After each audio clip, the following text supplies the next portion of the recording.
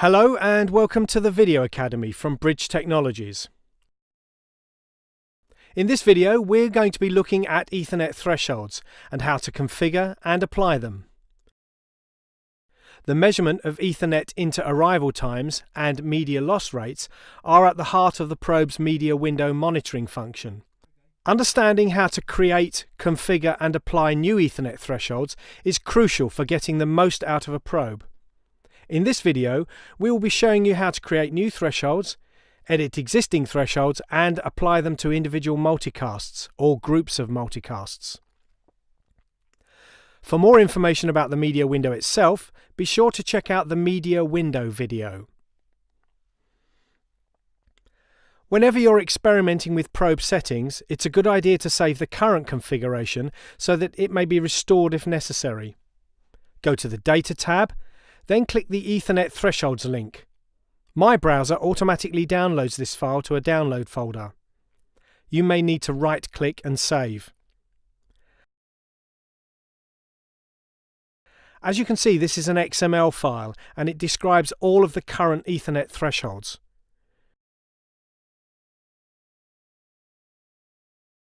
Reloading the configuration is as simple as navigating to the saved file and clicking OK.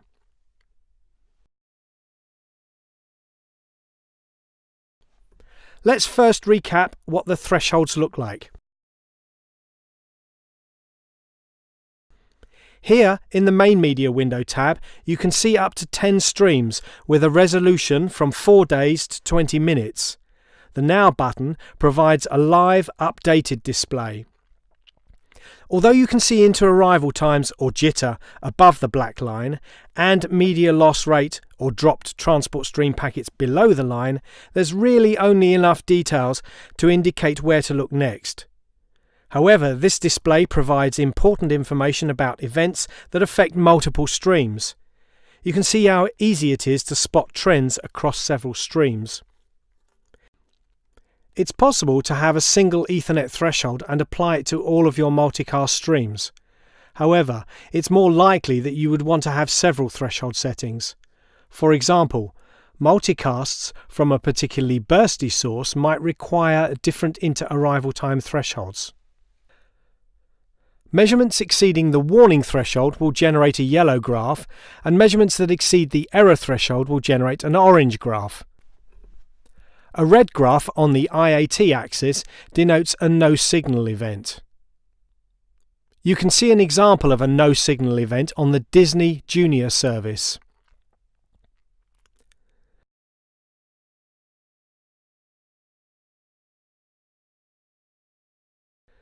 Clicking any of the links to the left brings up the larger, more detailed media window. IAT and MLR remain above and below the black line respectively. Looking to the left, we can see that for this current media window, the IAT warning and error thresholds are 25 and 50. ETSI standards state that peak-to-peak jitter should not exceed 40 milliseconds.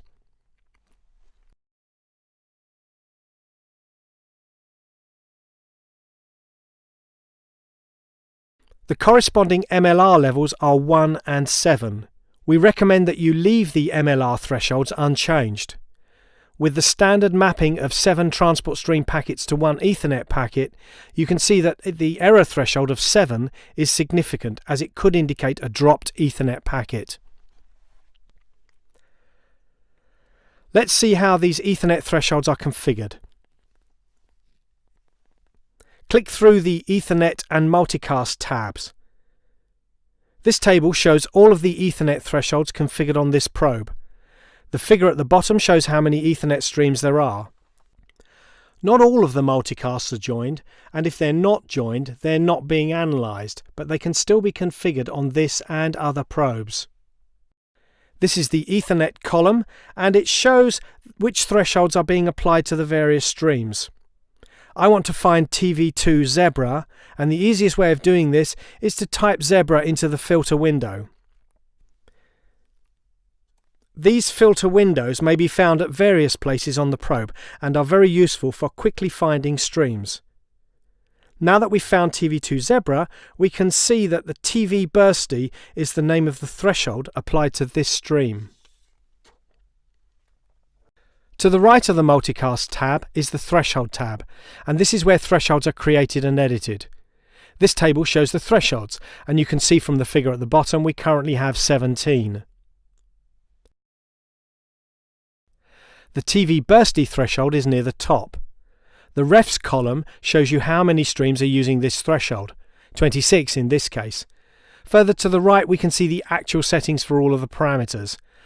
Left to right we can see the error limits, then the warning limits, followed by the bitrate min-max limits. Let's duplicate this threshold and edit it, then apply it to the Zebra stream. First I'll give it a new name, then I'll change the IAT error threshold to 40 milliseconds.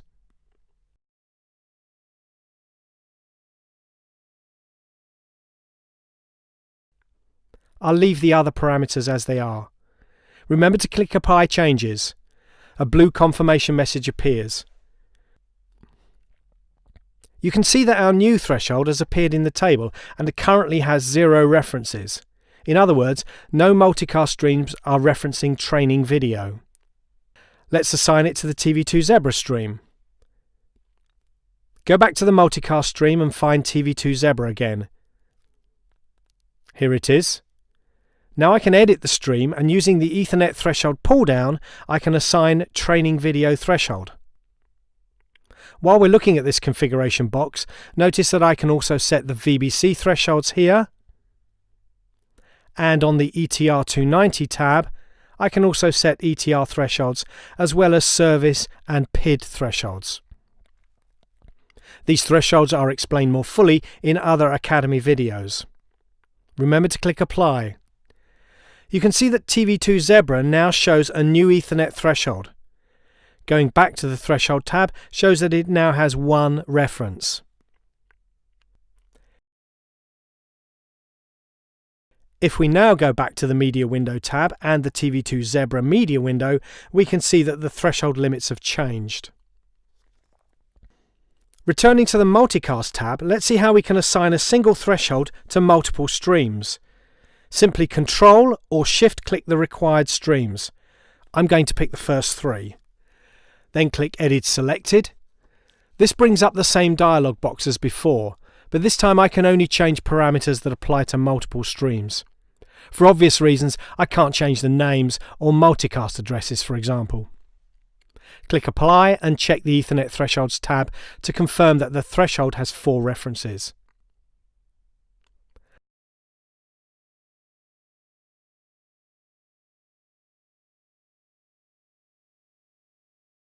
OK, I'm going to change those back to TV threshold now.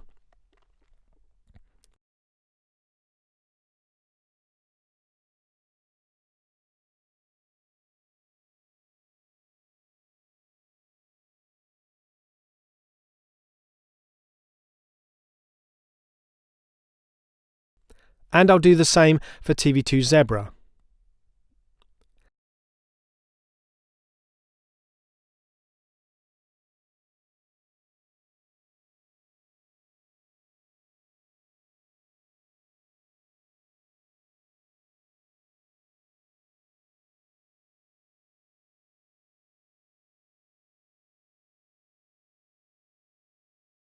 Going back to the media window confirms that this stream has been reset to its original settings. You can see that creating, editing and applying Ethernet thresholds is a simple business. Although the probes all come with default thresholds, you will need to use your own knowledge of network conditions to create and apply new thresholds. Remember, you can't modify the default thresholds.